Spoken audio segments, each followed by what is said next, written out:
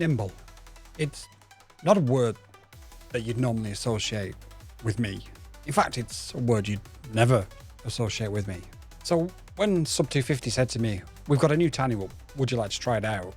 I figured, let's introduce a bit of nimbility to the channel. The Sub250 Nimble 65 is a 65mm analog Tinywhoop. Now, it's weird because just recently I've got into Gurillia whooping in a really big way, and I really enjoyed it. I'm always of the opinion and thought that you should do something that makes you feel uncomfortable. Do difficult things. And Gurillia whooping for somebody like me who's so reserved is a real challenge, a genuine challenge. See, on Gurillia whooping day one, flight number one, it was 9 o'clock in the morning and there was a guy stood next to myself and my spotter, close security guard, with a can of beer at 9 o'clock in the morning, asking, what's that? How much does it cost? What does it do? Where does it go? Turns out he was an absolutely lovely bloke, but I'm just so reserved that I'd have walked on the opposite side of the street to avoid speaking to him under normal circumstances.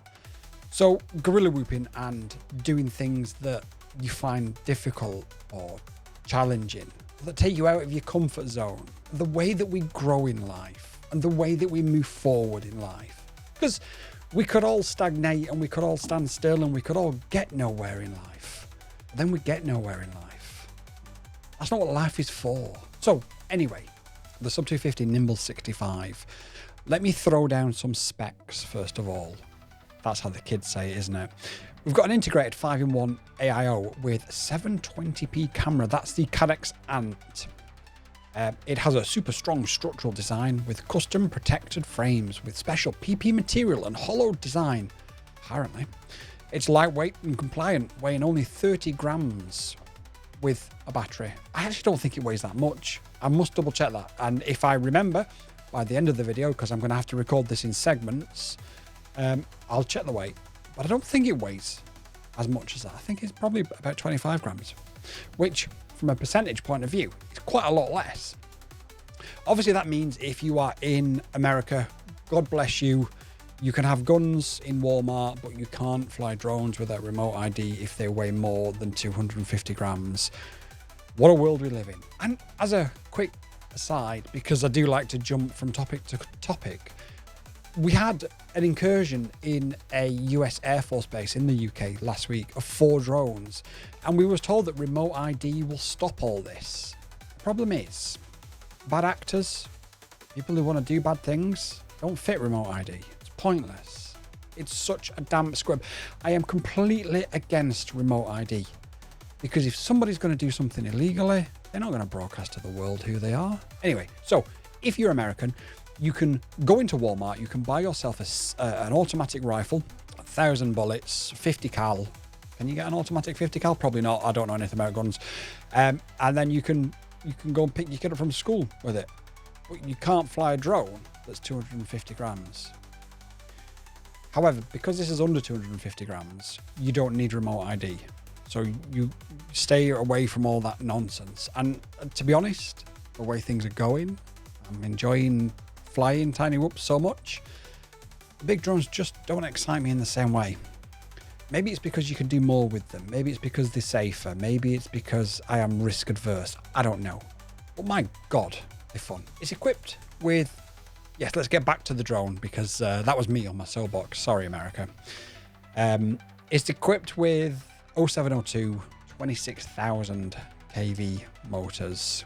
Now, Sub250 were very kind to send me 2 300 mAh 1S batteries, which are also branded in Sub250 colours.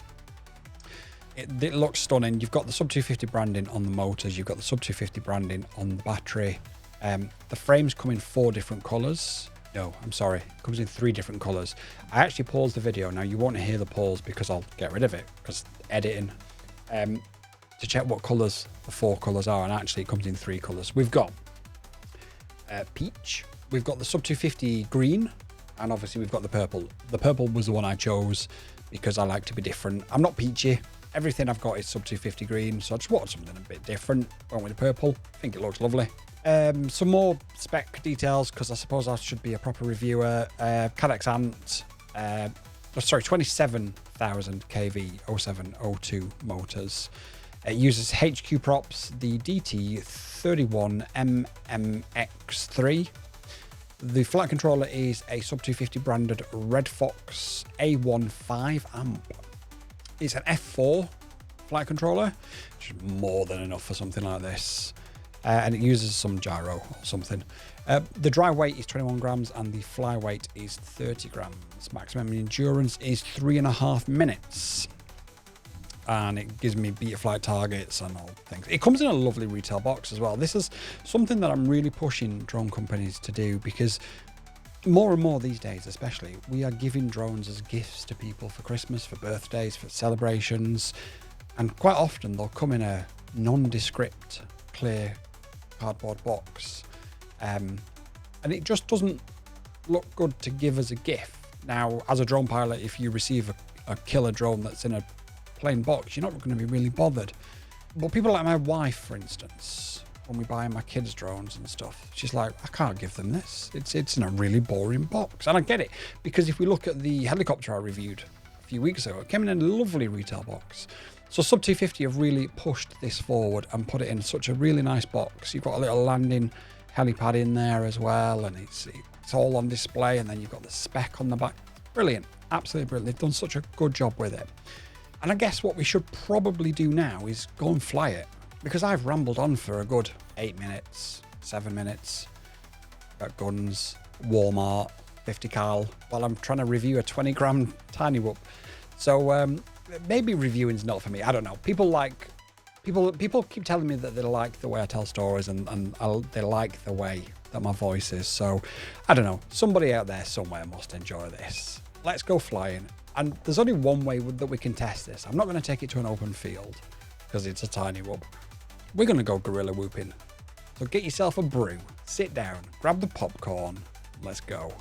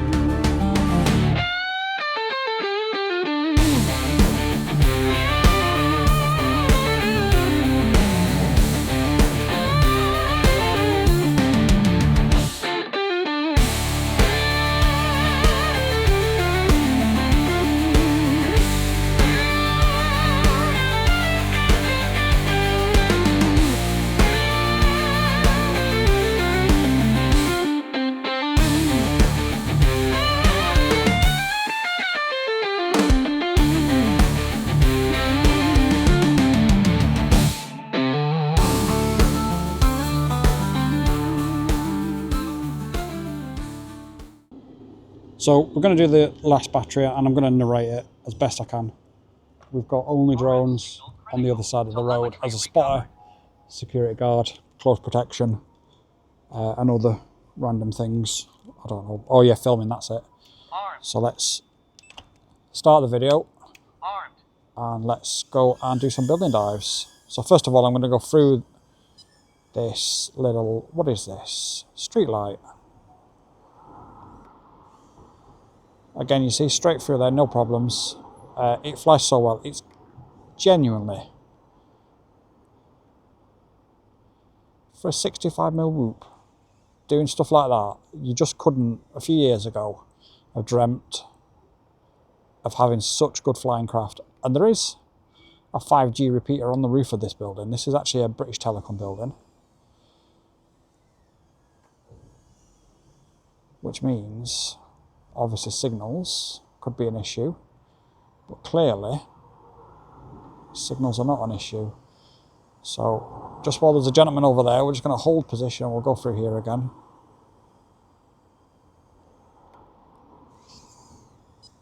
Bit of a panic mighty flip there, but it's all good. And dive the building.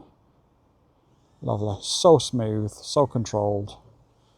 We'll have a look over here. Don't know what's over here. I've never flown over here before. Got a few cars, a few buildings, a couple of businesses. I don't even know what this is. This could just be a car park for all I know. We'll drop under here and around here. As you can see, it is literally, and I don't want to use a cliche, but it is really, really nimble. As you can see, oh, bit of a gust of wind there. But again, no problems. Straight into a loop, flip, whatever you want to call it. I got warned there by the spotter that we had a person coming across, so I just had to dive up a little bit. Now we are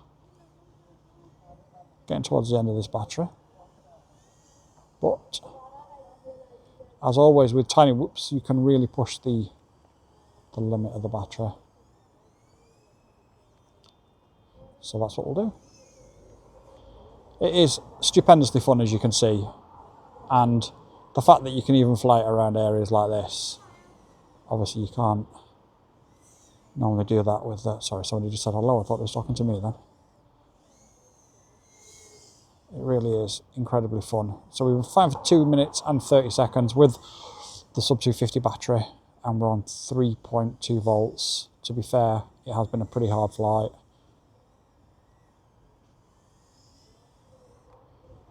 We'll go through here once more, I think.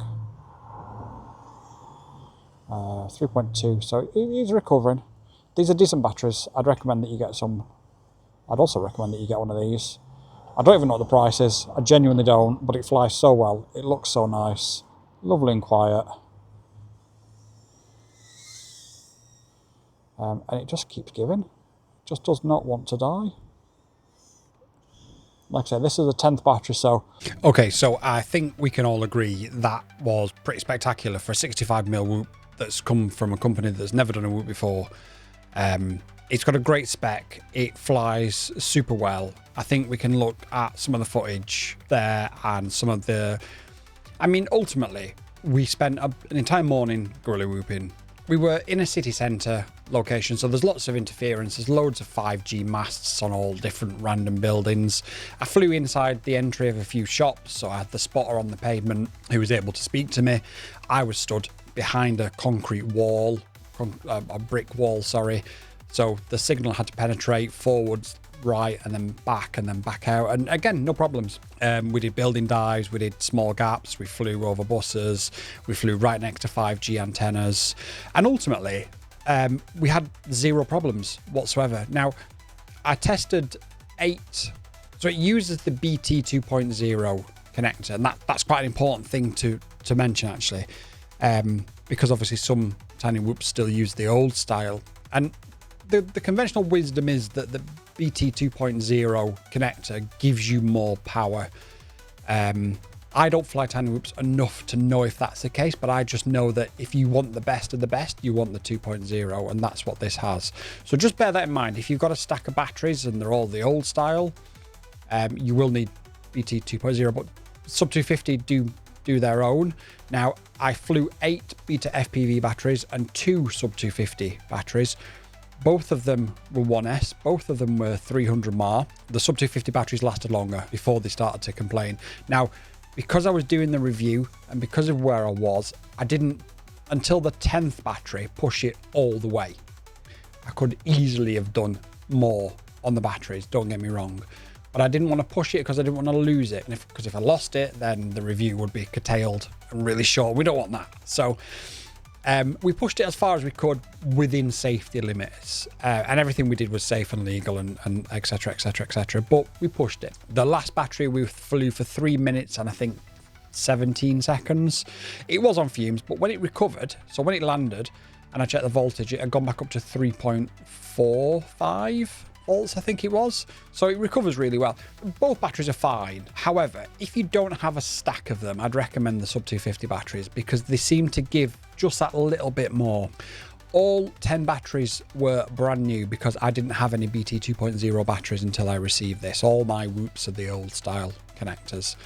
Now we actually have a Tinywhoop graveyard here on screen now. And I just wanted to really talk about it and touch base with my journey with Tinywhoops and how they've changed, how I feel about them, and how I think not necessarily you should feel, because I'm not in the job of telling you how you should feel and what you should do, but I think it's an important point to know, and I think it's an important point to discuss. See, on the desk, you can see an OG Mobular. You can see a Mobular 6 HD0, a Mobular 8 as well, I think. Some weird happy model thing back from within the day. None of them work anymore for various reasons. Now, the HD01 needs a new flight controller, and that one is going to get repaired because it's just a case of putting a new flight controller in. But back in the day of early Whoops, they wasn't particularly reliable. The batteries didn't last very long. They didn't have a huge amount of power. They was relatively heavy, especially in comparison to this. And again, they didn't have great signal penetration. It wasn't very clear, but you could fly them anywhere. You could fly them in your house in the winter if you lived in a cold country like the UK or parts of North America or Scandinavia where it's cold in the summer. And they're a great tool for keeping your muscle memory when you can't necessarily fly anything larger because of the weather conditions. But I had a love-hate relationship with them, and I just couldn't, for the life of me, get to grips with them. They always had a problem. They never gave me what I felt I needed the rush from FPV4. They just never reached those limits, those highs. So ultimately, I had a few and broke a few and just left them in a drawer. And I got them out to show the Whoop graveyard and the comparison of the Nimble 65 in comparison to them. Now, obviously, a few weeks ago, I started Gurillia Whooping, which is the biggest rush in FPV, in my opinion, that you can do. That then led me to fly the HD0 Whoop, which then obviously, unfortunately, failed. At that time, Sub250 reached out and said, we've got a new product coming out. Do you want to try it? And it was a perfect storm of, well, this is what I've started to do. Yeah, absolutely. So let's take it out Gurillia Whooping one day. Fantastic. I had the time of my life. At no point did I feel that quad was going to let me down like the other ones have. So the technology has improved massively and we have moved forward. There were some great custom built sort of 1S Whoops back in the day, don't get me wrong. But a lot of the mass produced stuff just wasn't particularly reliable. So I moved away from it. Now I've moved back to it and I love it. I genuinely love it. So I would recommend anybody who wants to get into this, to get into it. Now, we don't talk price because prices can go up, prices can go down. I can quote a price today and then tomorrow that price can be halved. So check Sub250's website. I will leave a link down below. I don't know what the price is, but I'd recommend you get one. I've already asked Sub250 what the price will be because my kids want one. That's how good it is. They all want to fly with me together, chasing each other around the house. We've got slightly larger ones, but these are ideal, especially for UK houses where it is smaller than a lot of the continental houses or North American houses. This is ideal. Now, just quickly, I am going to pause there just to thank our members. We have got 8 members. We've got James III, Phil Anderson, Not Here, Han Solo, Dizzy Dean FPV, Mark Duplex, Only Drones, and Barry Morgan FPV. I've deleted the higher tier, so tiers are literally now just $1.99 a month. For that, you will get your name shouted out in every one of these videos, and when I can drop a video early to you, I will do. So the fire video, that's doing quite well, was dropped to members a week before it was released. I've dropped them a video of a really cheap monitor that was dropped about 2 weeks ago, because I just can't find a schedule to drop it in to you guys because I've got that many other videos dropping. So you will get access to videos before the public. Not always, like particularly with this one, I can't release this one until the embargo time, so everybody will see this at the same time, and I can't even let members know what I'm working on. But when I can, I will, and that's a little benefit for you, as well as getting your name shouted out. If you don't want to do that, that's absolutely fine, but I will ask just one thing of you today, and that is that you subscribe, that you hit the bell icon, sorry, because we've got that many diverse things coming out. I don't want you to miss it. We've got some absolute banger videos coming out that you're not going to believe. Not just review videos. We have got something massive in the pipeline, which will blow you away. Again, though, I can't say anything about it. So hit that bell icon and make sure that you don't miss it. Now, just before we get to the end of the video and whether or not you should buy it, I wanted to show off the Sub250 crafts that I have and just talk a little bit about Sub250. So if we look to the short video that I've made, or the short clip that I've made with the Sub250 aircraft that I already own, and we can see that there's a Sub250 Oasis Fly 30, there's a Sub250 Oasis Fly 25, there's a Sub250 Humor 20, and now we've got the Sub250 Nimble 65. The Sub250 Oasis Fly 25 is by far and away my favourite quad of this year. The 30 is a great quad that I think has potential to be better, but the version I built had lower KV motors. So I've partnered with Amax, who have sent me some new motors, which are slightly bigger, slightly higher KV, and I'm going to continue to work on that when I get a chance and get a video out of the upgrades. Amax were really kind in sponsoring me for that video, so I can't wait to get that out and share that with you.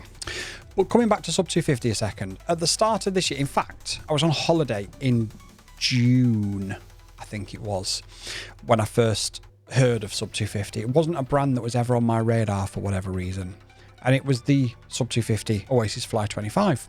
So we partnered with them and they sent it, and then I had a few days away, I think at the end of July, early August, and I was able to film a few farmers that I knew cutting the crops and stuff with combine harvesters and tractors, and I struggled to believe, and I'm stuttering here out of pure just remembering the excitement that I felt, the adrenaline that I felt flying the Sub250 Oasis Fly 25.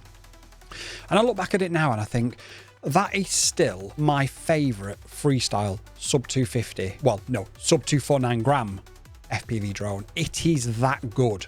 It is amazing. Then we got the 30, and I thought it was absolutely brilliant. But like I said, my version was slightly underpowered because I only got the frame and I built it up and I was in a rush and blah, blah, blah. So that's fine. So we'll revisit that and we'll talk about that properly before Christmas. Then Sub250, again, very kindly of them, they sent me the Humor 20, and amazing. Really, really good. It's fully protected. It'll carry a naked GoPro. It's under 250 grams. Brilliant, brilliant crafts. Then they sent me this. And this is, again, another really good drone. So what I'm trying to say in my convoluted 1,000 words a second way is Sub250 were a brand at the start of the summer that I'd never heard of.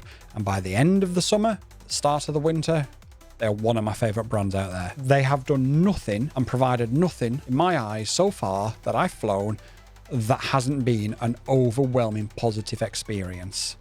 Amazing. Now, just looking on the website dead quickly, they've also got the Dolly Fly 25, which is similar to the other sort of Whoop style class that I fly, but I think it's 2.5 inch, I'm guessing, by the 25. That, I'm going to guess, flies really, really well. I've never had one, so that might be something I will look into.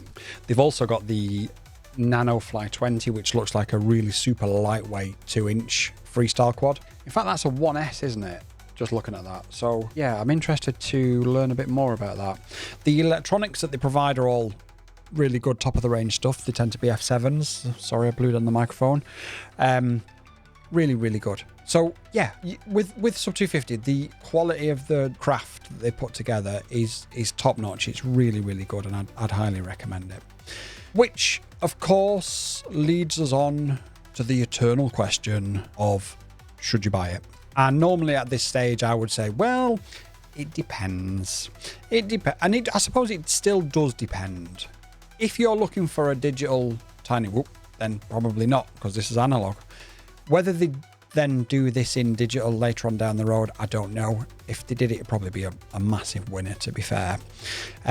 Ultimately, the answer is, if you're looking for a Tinywhoop that's 65mm, that's 1S, that comes in 3 different very stylish colours, jump on this, because it flies well, it's reliable, it's super quiet, it performs super well, it's held up to quite a few crashes that I've had without any problems. It comes in a lovely retail box if you want to give it as a gift to somebody at the holidays. And I guess if we're looking for a negative, and we always do try and look for something that isn't positive on this channel. If we're looking for a negative, I think the only negative that I could say is you're going to want to fly it more and more in more and more daring locations. You might get yourself into trouble. So it might be that good that actually you fly it too much. All jokes aside, it's that good. I would recommend you buy one. I will leave a link down below. It will be an affiliate link, which means it won't cost you any extra to use it, but it does tell Sub250 that I may well be worth continuing working with in the future. And talking about the future, click this video on the end screen now to go back to the future with a Vietnam scale RC Huey helicopter.